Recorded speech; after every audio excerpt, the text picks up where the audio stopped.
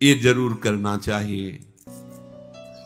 अपने परिवार का मंगल करने के लिए कुछ समय नाम कीर्तन घर में जरूर होना चाहिए।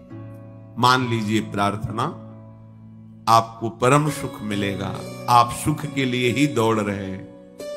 थोड़ी देर में, हम ज्यादा नहीं कहते, 10 मिनट, 24 घंटे में कोई 10 मिनट आप निकाल लीजिए। कोई संगीत ना हो तो अपने पास ये संगीत है, ताली, राधा राधा, किसी भी ध्वनि में, किसी भी राग में, भाव न लगे ना लगे, श्रद्धा बने ना बने, दवाई मानकर, औषधि मान करके आप कीजिए। आपके घर में जब राधा नाम गूंजेगा तो दरिद्रता भाग जाएगी। देख लेना, करके देख लेना। अब मानो तभी ना। आपके घर में कोई भी कभी प्रेत आत्मा प्रवेश नहीं कर पाएगी। आपके परिवार वालों पर किसी का टुटका नहीं चलेगा। अगर आप अपने परिवार को बैठाल कर 10 मिनट केवल नाम कीर्तन कीजिए, राधा कृष्ण, राधा वल्लभ, राधे श्याम, जो आपको प्रिय नाम लगे, सब नाम महिमामय हैं। बैठ कर के मान लीजिए ना। आप मानते नहीं, सुनते तो बहुत है, आचरण में नहीं उतारते। 24 घंटे में कभी एक ऐसा समय रखिए जब आप अपने परिवार के साथ प्यार से बैठ करके और प्रभु का नाम की, फिर आप देख लेना, खुद देख ले। 10 मिनट, 24 घंटे में हम 10 मिनट की बात कह रहे हैं। और कहीं सौभाग्य और बढ़ जाए तो एक अध्याय भगवान की महिमा का गान सुनाइए परिवार को बैठकर। श्रीमद् भागवत है, भक्तमाल जी है, भक्तों के चरित्र हैं, भगवान की अवतार कथाएं हैं। आप देख लो, घर तीर्थ हो जाएगा। आपको कहीं तीर्थ जाने की जरूरत नहीं। लोग परेशान होते हैं, हमारे तो 7.5 शनिचर का प्रकोप है, या ऐसा वैसा, पता नहीं किसी ने क्या कर दिया है। ये सब भ्रम हट जाएगा। नाम कीर्तन की गूंज जो आपके घर में उठेगी ना, वो आपका मंगल करके ही छोड़ेगी। देख लेना। भाव कुभाव अनखालशहु, नाम जपत मंगल दिश दशहु। तेष भाग्या मनुष्येषु, मनुष्यों में सौभाग्यशाली कौन है? बोले स्मरंत स्मारयंतो ये हरिर नाम कलो युगे। इस युग का बहुत बड़ा प्रताप है, जो 10,000 की वर्ष की तपस्या से फल नहीं प्राप्त होता, वो 24 घंटे नाम कीर्तन से प्राप्त हो जाएगा। बड़ी महिमा है। तो आप अगर 10 मिनट अपने घर में नाम कीर्तन करें, एक अध्याय श्रीमद् भागवत का प्रभु को सुनाएं। संस्कृत ना आता हो तो हिंदी में ग्रंथ है, उनका अर्थ लिखा हुआ है, हिंदी में पढ़ लीजिए, हमें भाव प्राप्त हो जाएगा। जैसे सुधा सागर, प्रेम सागर, ऐसे केवल हिंदी से ग्रंथ की रचना हुई, उन्हीं को अर्थ के द्वारा पूरा बांधा गया है। जो श्लोक हैं उन्हीं के अर्थों को पूरा क्रम से लिखा गया है। बहुत सुंदर। प्रेम सागर, सुधा सागर, बहुत सरल भाषा में महान वैष्णव परम पूजनीय गोस्वामी तुलसीदास जी ने सब शास्त्रों की सार बातें, रामचरितमानस।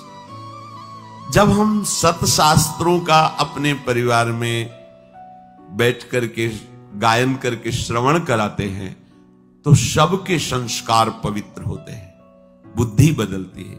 कितना प्रभाव पड़ता है। गर्भस्थ शिशु को नारद जी भगवान की भक्ति और कथा सुना रहे हैं तो प्रहलाद जी प्रकट होते ही महाभागवत के रूप में।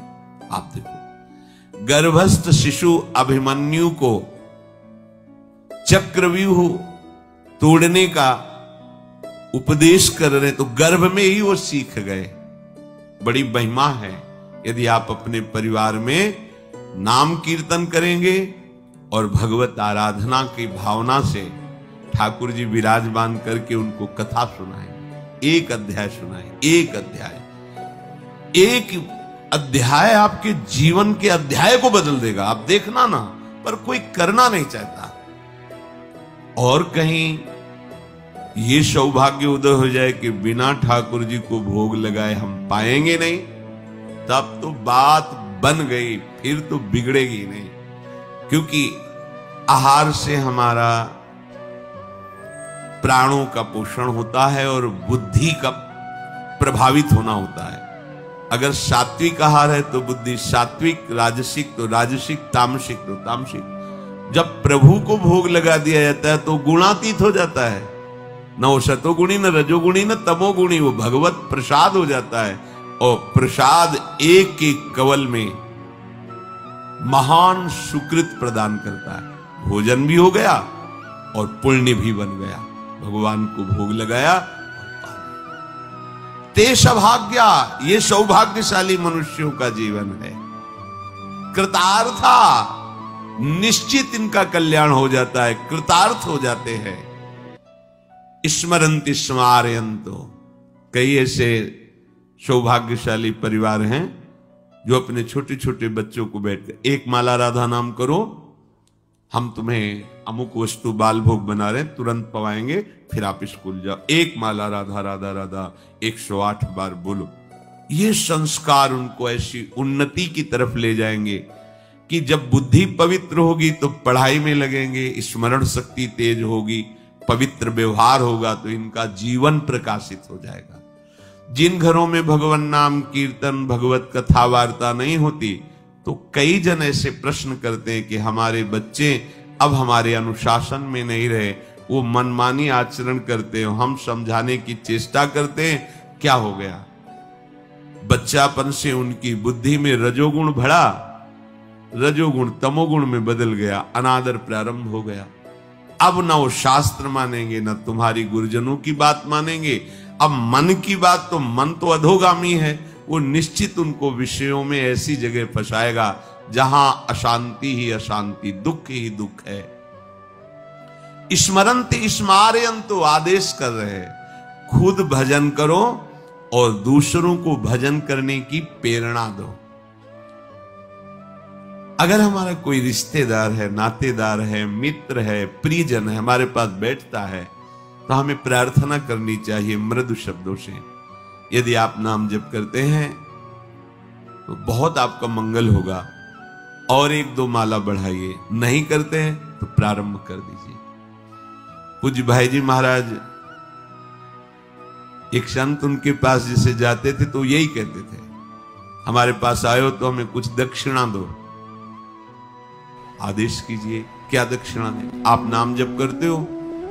नहीं, नाम जप तो नहीं करते, तो ये दक्षिणा दो कि आज से आप 5 माला नाम जप करोगे। लाखों लोगों को भजन में लगा दिया, लाखों लोगों को।